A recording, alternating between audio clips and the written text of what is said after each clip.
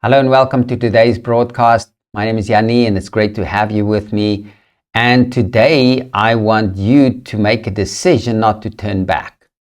Now, what do I mean by that? I'm going to get into this in a little bit more depth, but I want you to understand that there's really a difference between making a decision and making a choice.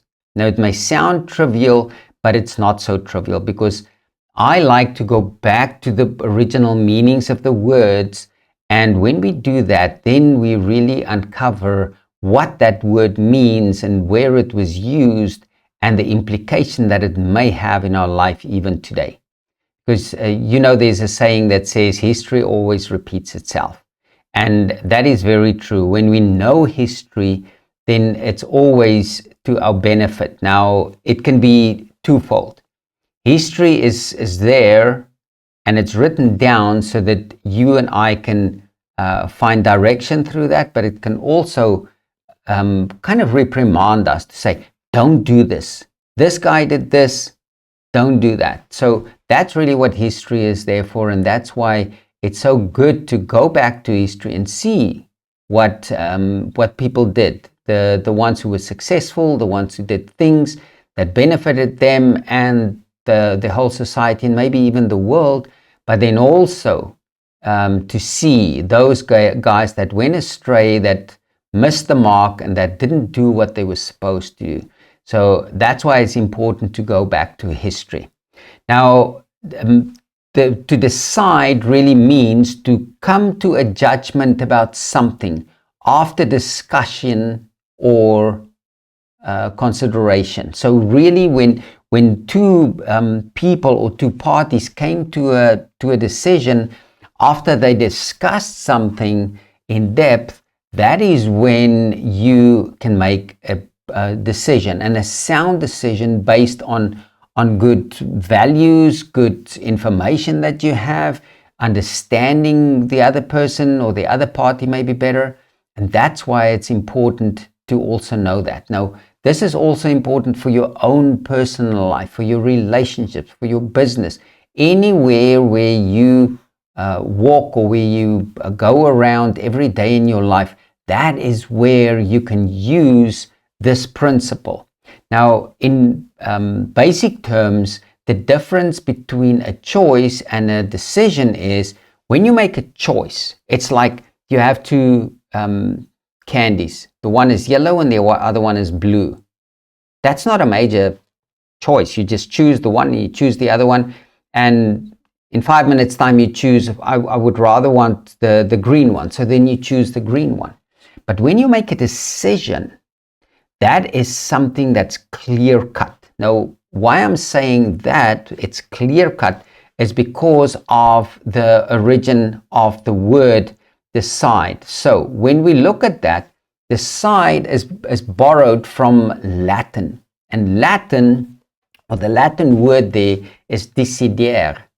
And that really means to cut off, to cut out, to mark it by cutting. And I'll explain that to you now, because that's quite important. Because in those days, two people would cut themselves, but I'll explain that to you in a little bit.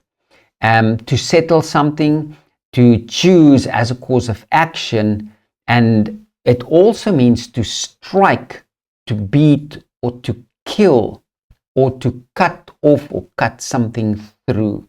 That is the meanings when we look at the dictionary, where the word decision really comes from, to decide and to make a decision. And it's basically what a decision is like a contract. Now, in the olden days, they made or they settled contracts in a different way than today. And in those days, they also called it a covenant in most cases. So they called it a covenant, but it's basically the same thing. Today also we set up a contract. We sign a contract between two people after they read the contracts and they decided these are the conditions and these are the penalties that's going to happen. Now, in ancient times, for example, with Abraham, when he made a covenant with someone else, what they did, they took an animal and they would kill the animal, and then they would cut the animal in two, and then they would lay the two pieces of this animal, they would lay it aside, and then each person would walk like in a figure 8 between these two pieces of the carcass of the animal. And that is what then to signify that they both agree to the terms and the conditions. But then something else that they also did, each one would, on one hand, and I think it was usually the right hand, they would cut their wrist, and then each party, and then they would put their wrists together with the blood there, and then they basically became blood brothers. That's one of the ways that they signed this covenant.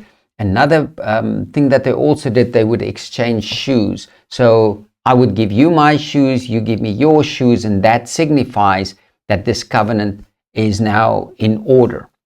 But there are certain things about a covenant or about a decision that we also need to know in order for us to realize that it's not just a choice. Because when you make this decision, when you cut this covenant, it really means to cut off. So you cut yourself off from that which is behind or what happened before. And what you are basically saying, if I mess up, you have the right to kill me.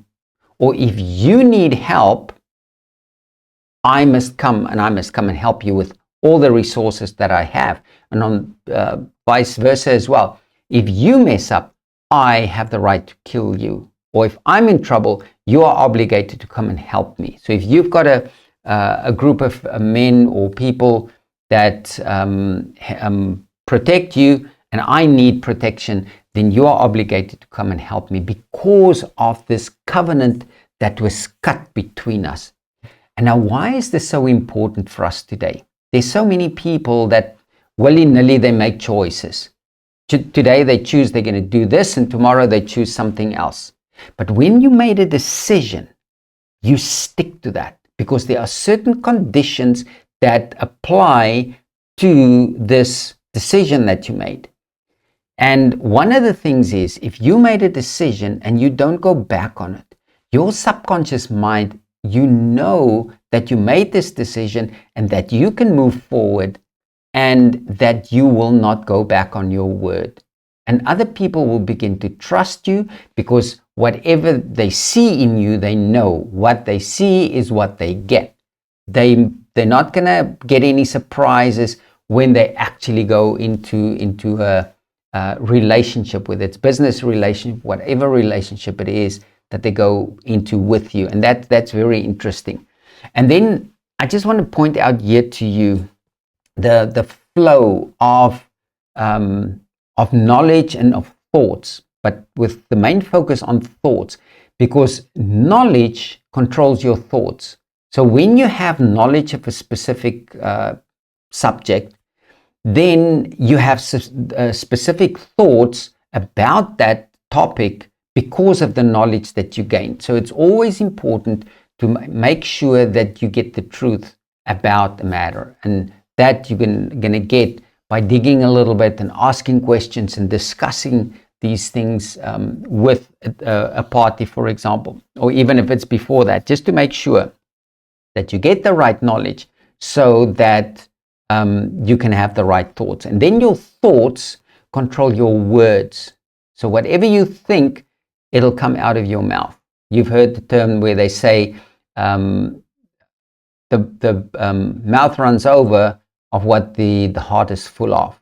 If your heart is full of something, somewhere you're going to speak it out. Some people say, yeah, but it just popped out. It didn't just pop out. You've been thinking about it for a long time, even if you suppressed it. And then your words control your actions. So when you speak something, then you go over to action and you do something, and your actions control your results. Now here, it can either be good or it can be not good. The choice is yours, the choice is mine. So that's why it's so important to make that decision. And you know, there's a saying where they say, what you sow, you will reap. And it's normally, it's in the negative sense. But it's just as true in the positive. So if you sow good seeds, then you're going to get good things. Say, for example, you want, let's say, tomatoes, and you sow tomato seeds. What are you going to get? You're not going to get poppies, but you're going to get tomatoes. But on the other hand, if you sow weed seeds, you're going to get weeds. You're not going to get tomatoes. So I'm always saying that words are like seeds. So make sure that you choose your words by thinking the right thoughts, because it's going to influence your actions, and it's going to influence your results. And let me just share this with you as well. I see here in my notes. Let me just share this with you as well. There's a saying that says, no one, after putting his hand to the plow and looking back, is fit for the kingdom of God. And there's another example. When you decided you're moving forward, then you move forward. And you don't deviate. It doesn't matter what comes your way. So, I want you to decide not to turn back. I have made that decision, and please make that decision for yourself, for your life, whatever it is. You know your circumstances, and it will serve you well. Thank you so much for listening to me. It's been awesome to have you with me again, and I'm looking forward to seeing you in the next show. Have an awesome day.